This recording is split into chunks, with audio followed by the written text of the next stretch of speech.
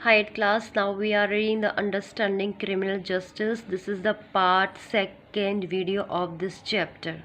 Okay, and in previous chapter we have learnt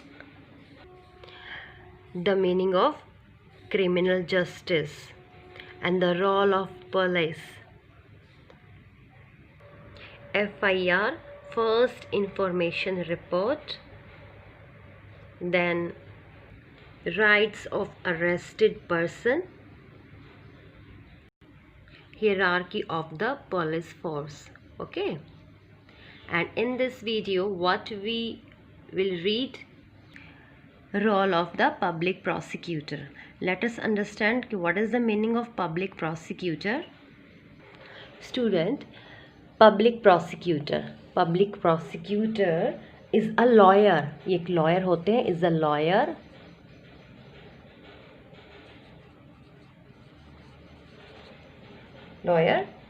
appointed by the state of fight the case against the accused person.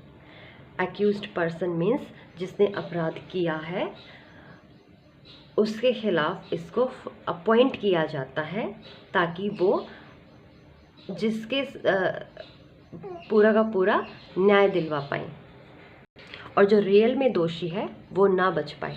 Okay, और prosecutors job, और उसकी job है, उसका जो काम है कब स्टार्ट होता है, starts after the police files a chargesheet in the court against the accused.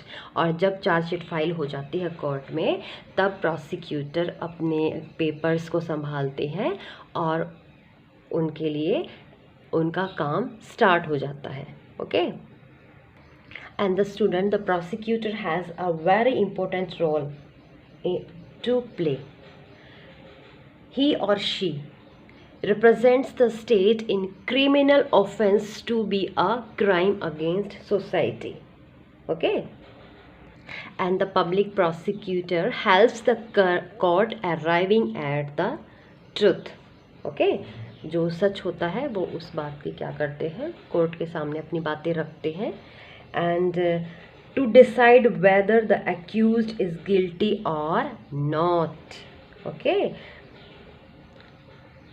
and the student, the prosecutor conducts the prosecution on the basis of investigation and charge sheet by the police. It means जो prosecutor होते हैं वो किस behalf पर अपनी बातों को रखते हैं, जो इन्वेस्टिगेशन की जाती है और जो चार्जशीट फाइल होती है बाय द पुलिस, उसी के आधार पर वो अपनी बातें रखते हैं. And he does not take a part wherein any investigation conducted by the police.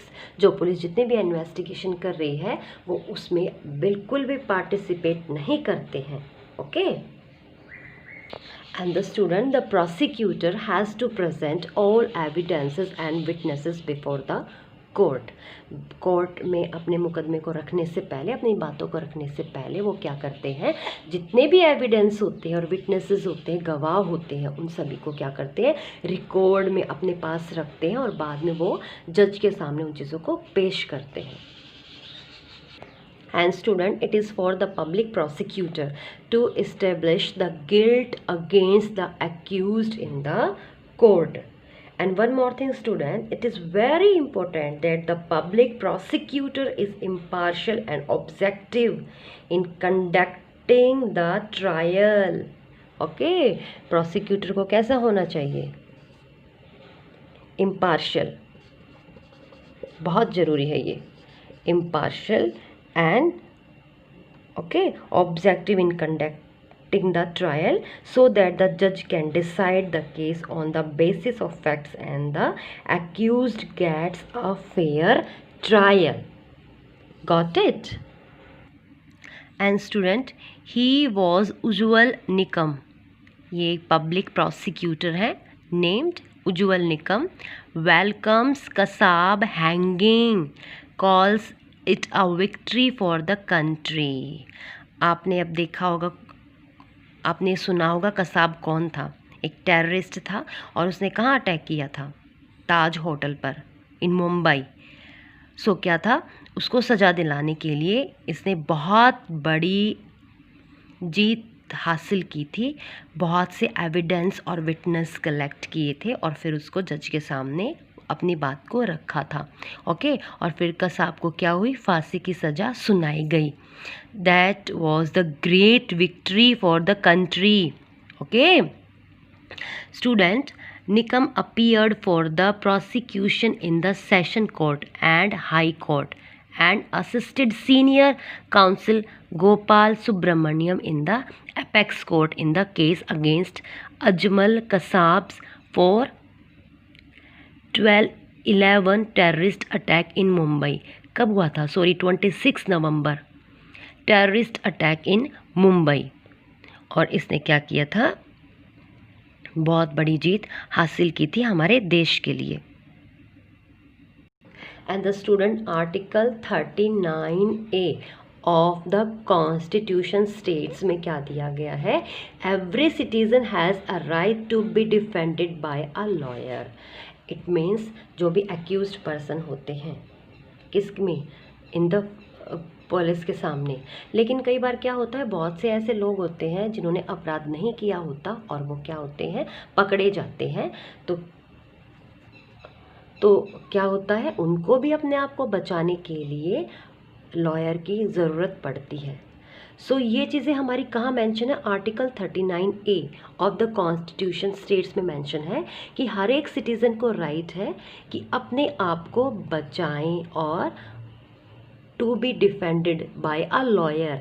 उनको क्या कि defended by a lawyer. So now that is the next topic in this chapter, role of the defence lawyer. Student, if a citizen is unable to engage a lawyer or cannot afford to employ a lawyer, it is the duty of the government to provide a lawyer to him or her. Is that clear? अगर उसके पास नहीं है कोई भी sources कि वो एक lawyer को हायर कर पाए, तो ये रिस्पॉन्सिबिलिटी गवर्नमेंट की होती है कि वो अपने एक्सपेंस पर, अपने खर्चे पर उसको एक लॉयर प्रोवाइड करे। Okay, and while the public prosecutor represents the state and must show that the defendant is guilty beyond a responsible doubt, the defense lawyer represents the accused of a crime. Okay, and defense lawyer की job क्या होती है? The job of the defense lawyer to defend the right of defendant. It means defendant, किसी भी अपराधी को बचाने के लिए ये क्या करते हैं? उनके पास राइट होता है कि वो उसके लिए उसके तरफ से कोर्ट में चीज़ों को पेश करें। Okay, and also cross examine the question the prosecutor witness during the trial. अब आपने स्टूडेंट बहुत से सीरियल्स में और पिक्चर्स में भी देखा होगा, दो वकील आपस में बहस कर रहे होते हैं, दो लॉयर। उनमें से एक तो होता है पब्लिक प्रोसिक्यूटर, ओके, और second one is defence lawyer. Okay, public prosecutor state की तरफ से जो एक्यूज्ड पर्सन होता है उसकी तरफ से क्या करता है? चीज़ों को जज के सामने रखता है। और डिफेंस लॉयर होते हैं जो एक्यूज्ड पर्सन होता है, जो अपराधी होता है, उसकी तरफ से उसकी बातों को कोर्ट के सामने रिप्रेजेंट करते हैं। ओके, और उन दोनों के बीच क्या होते हैं? क्वेश्चनिंग भी चलती है। ओके, डिफेंस लॉयर क्या बोल रहा है उस पर क्वेश्चन पब्लिक प्रोसिक्यूटर करेगा, और पब्लिक प्रोसिक्यूटर उस एक्यूज्ड पर्सन के खिलाफ उसको कोर्ट में गिल्टी साबित करने के लिए वो क्या क्या क्वेश्चन पेश कर रहा है जज के सामने, इस बात को क्या है? डिफेंस लॉयर एग्जामिन करता है। Examine the question the prosecutor witness during the trial. It means जितने भी गवाह पेश किए जाते हैं उन पर क्वेश्चनिंग डिफेंस लॉयर करता है। Okay, and defence lawyer present evidence to challenge the prosecutor argument in the court जो भी एविडेंस पेश किए जाते हैं, कौन पेश करता है? Prosecutor, okay. और उसके बीच, उन दोनों के बीच बहस भी छिड़ती है। And defence lawyer also get the charge dismissed because of procedural errors and unreliable evidence, okay. जो अविश्वसनीय बातों को और गलत चीज़ों को पेश किया जाता है, वो क्या करता है? उन चीज़ों को डिसमिस्ड कराने का भी राइट रखते हैं। And defence lawyer also prepare the case in the favour of the defendant, और डिफेंडेंट के फेवर में वो इस केस को तैयार करते हैं। एंड प्रूव हिम, और उनको क्या प्रूव करते हैं? Innocent, okay. Prove him innocent, ताकि सो दैट ही और शी इज सेट फ्री, ताकि वो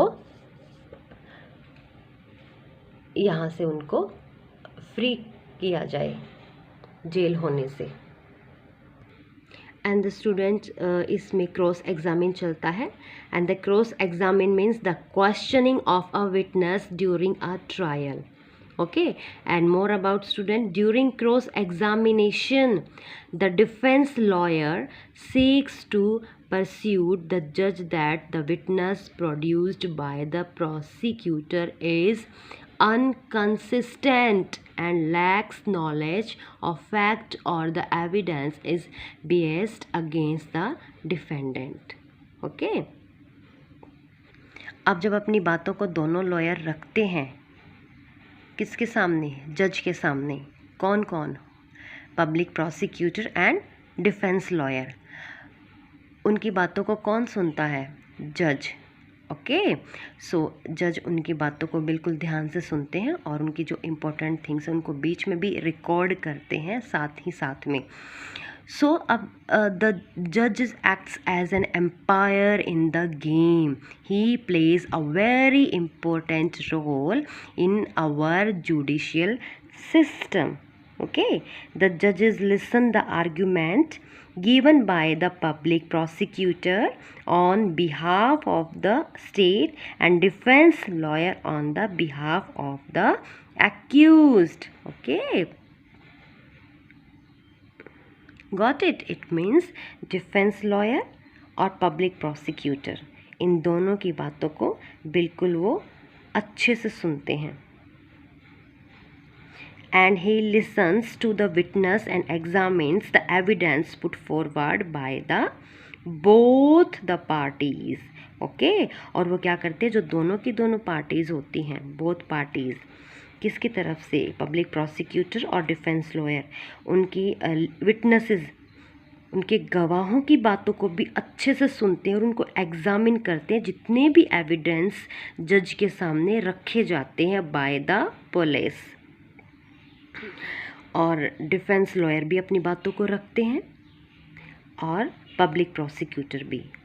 सो द जज decides whether the accused person is guilty or innocent on the basis of the evidence presented and in accordance with the law. It means judge he decide करते हैं। और किस आधार पर वो decide करते हैं? जो भी उनके पास एविडेंस रखे जाते हैं और जो विटनेस पेश होते हैं, उन्हीं के आधार पर ही वो डिसाइड करते हैं कि एक्यूज्ड पर्सन है वो गिल्टी है या इनोसेंट है, okay. And after the trial is over, the judge as an umpire gives the final judgment in the case, either convicting or acquitting the accused or imposing a fine. सारी चीज़ों को सुनने के बाद, हर एक एविडेंस को देखने के बाद, हर एक चीज़ को एग्जामिन करने के बाद जज डिसाइड करते हैं और अपना जजमेंट सुनाते हैं कि वो जो विक्टिम है, जो एक्यूज्ड पर्सन है, उसको सज़ा के तौर पर क्या दें? फ़ाइन रखें या उनको जेल में डालें। The judge gives an impartial decision based solely on the facts presented and the laws applicable to the charge offense.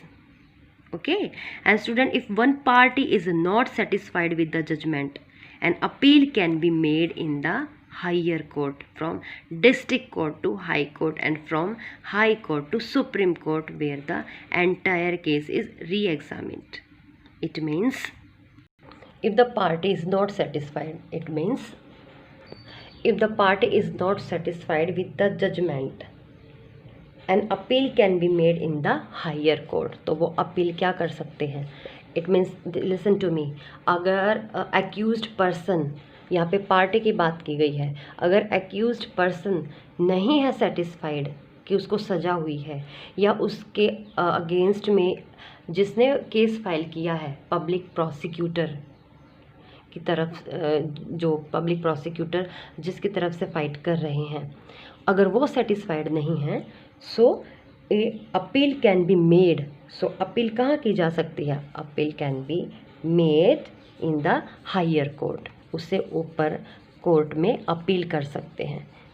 How, कैसे? फ्रॉम द डिस्ट्रिक्ट, अगर डिस्ट्रिक्ट कोर्ट में चल रहा है, ये डिस्ट्रिक्ट कोर्ट में है, अगर जजमेंट हुआ है तो डिस्ट्रिक्ट कोर्ट से कहाँ जा सकते हैं? हायर कोर्ट में, हाई कोर्ट में.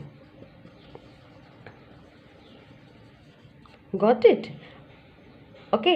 एंड हाई कोर्ट में भी अगर जजमेंट हुआ है और उससे सेटिस्फाई नहीं है पार्टी, सो हाई कोर्ट से भी कहाँ जा सकते हैं? सुप्रीम कोर्ट में अपील कर सकते हैं. ओके, सुप्रीम कोर्ट में भी वो क्या कर सकते हैं? Appeal, where the entire case is reexamined. और सुप्रीम कोर्ट में क्या होता है? जो केस होता है, एंटायर केस, उसको री एग्जामिन्ड किया जाता है, दोबारा से उसकी जांच की जाती है. ओके, और हर चीज़ों को बिल्कुल अच्छे से ध्यान में रखा जाता है. So student, my question is there कि why do we need different people to play different roles? Where? In the system of criminal justice. In the system of criminal justice. Okay, कि डिफरेंट पीपल्स ही, why to play different roles, such as public prosecutor, defence lawyer, role of the police. Okay, Y?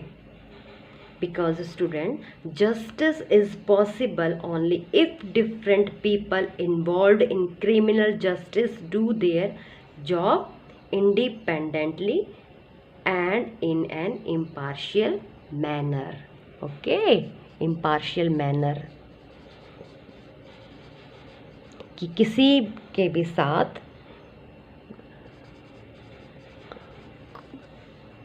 गलत behave ना हो और उसको उचित न्याय मिले. Student, if the same person who arrests an accused also has the power to punish, okay, it will be a violation of law. That person may be biased or partial, and in that case it would not be a fair trial. Okay, इसका मतलब क्या है कि accused person होता है, उसके पास भी ये होना चाहिए कि वो अपराधी है या नहीं है. अगर उसके बिना बात सुने या उसके एग्जामिन किए बिना अगर उसको जेल हो जाती है, तो ये वायलेशन होता है of law. Okay, and people will be tempted to misuse their power as there would be no check on their power.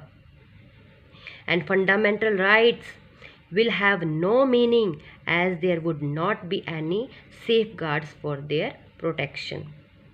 तो यहाँ पर फंडामेंटल राइट्स जो हमें मिले हैं उनका भी कोई मीनिंग नहीं रहेगा अगर बिना किसी की बात सुने उसको सजा दी जाए. Okay, and student, states two reason why you believe that different person need to play different roles as part of criminal justice system. इस बात को सोचो. Okay, and impartial means the act of being fair और just and not favouring one side over another, कि एक side का ही favour ना किया जाए। ओके, और हमारा लॉ भी यही कहता है कि सभी को अच्छा से अच्छा, सभी के साथ जस्टिस मिले। ओके, और सभी की बातों को सुना जाए। And student, our constitution provide rule of law. Who provide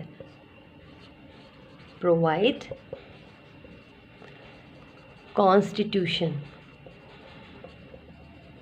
हमारा कॉन्स्टिट्यूशन क्या प्रोवाइड करता है? Rule of law. It means everyone is equal where? Before the law.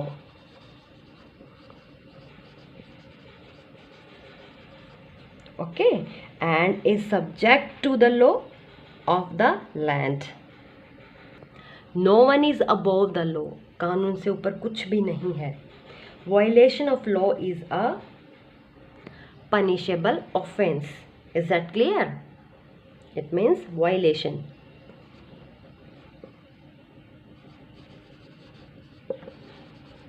Violation of law क्या है ये? Punishable offense.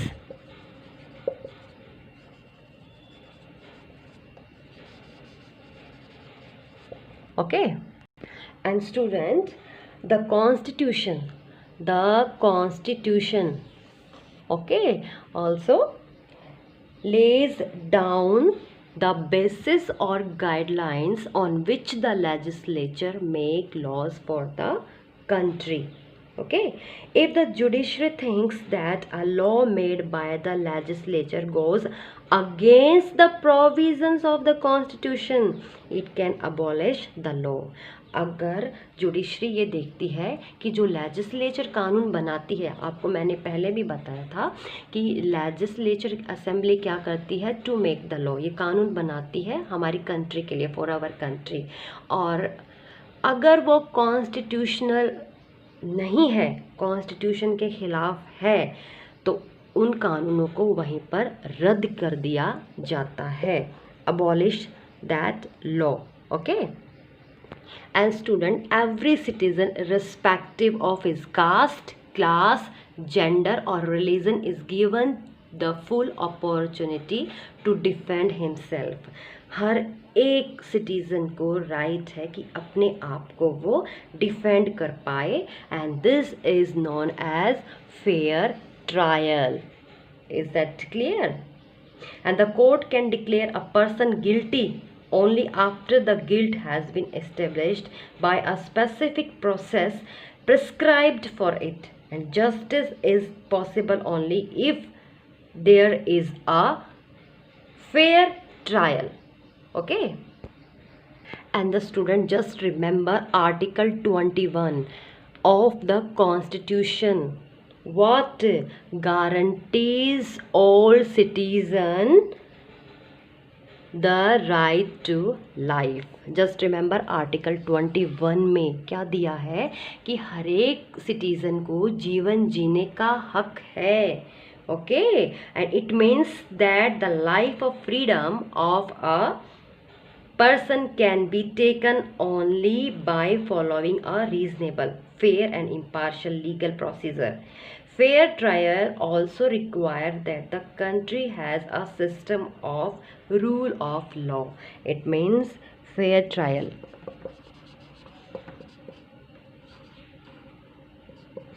Fair trial क्या require करता है? Also requires that the country has a system of rule of law.